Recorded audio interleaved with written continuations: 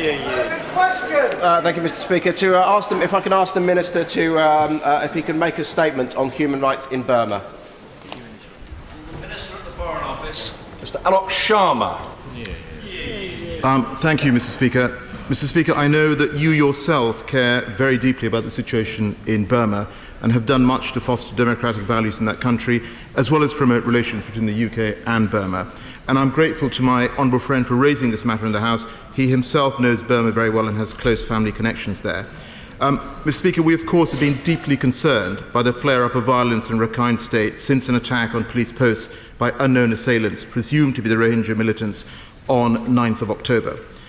Mr. Speaker, whilst we condemn this attack and recognise the right of the security forces to carry out security operations to root out the perpetrators, we remain deeply concerned by the conduct of the army in its response. Although restrictions on media, diplomatic and humanitarian access make the facts difficult to ascertain, we have been concerned by numerous reports alleging widespread human rights violations in the security response. Mr. Speaker, in response to the escalating violence, British ministers have directly lobbied Burmese ministers. The Minister of State for Foreign and Commonwealth Affairs, my noble friend, the Right Honourable Baroness Ainley of St John's, raised the issue with the Minister of Defence when she visited Burma in November last year. Specifically, she called for the full and immediate resumption of aid and called for an investigation into allegations of human rights abuses.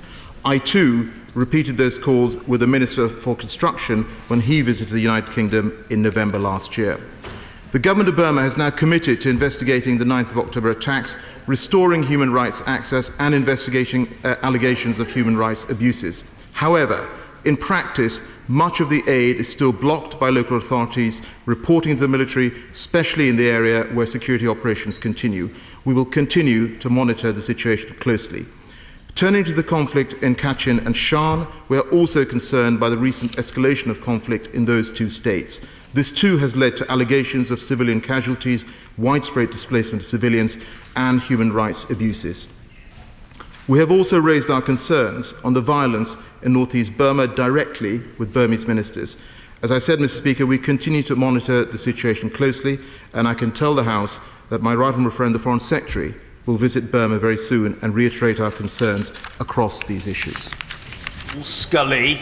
Thank you, Mr. Speaker, and thank you to the Minister for that response.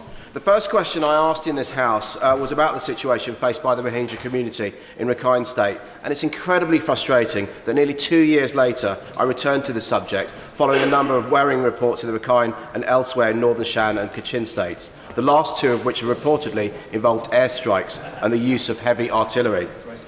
Since then, Aung San Suu Kyi has won a remarkable election victory.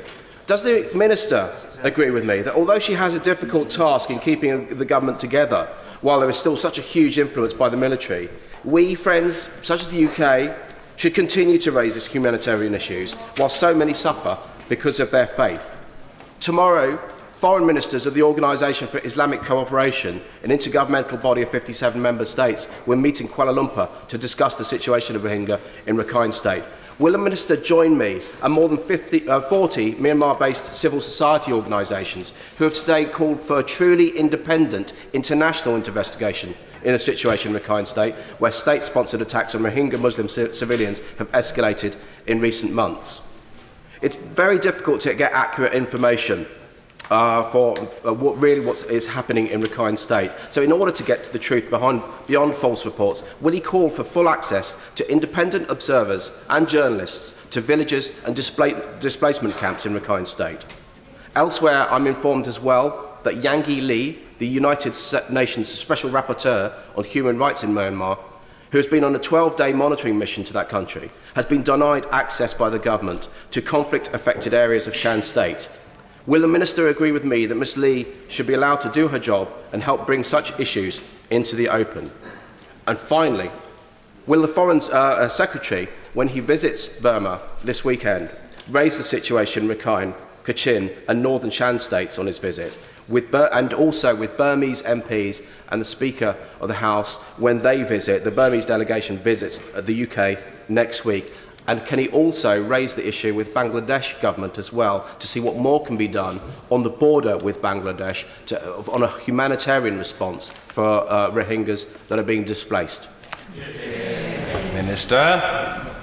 Mr. Speaker, I thank my honourable friend for his questions. Could I agree with him that, of course, we are deeply concerned at what is happening in Rakhine State, and yes, it is difficult to get access to verify the facts, but like him, we are extremely concerned by the violations, the human rights violations that have been reported, and of course the security response itself.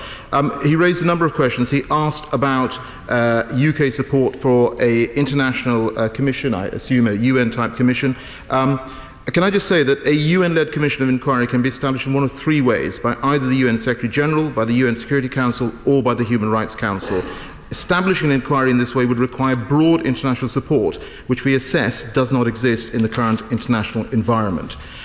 He also asked about the visit of Yang Hee Lee. I very much welcome the visit of the UN's Special Rapporteur.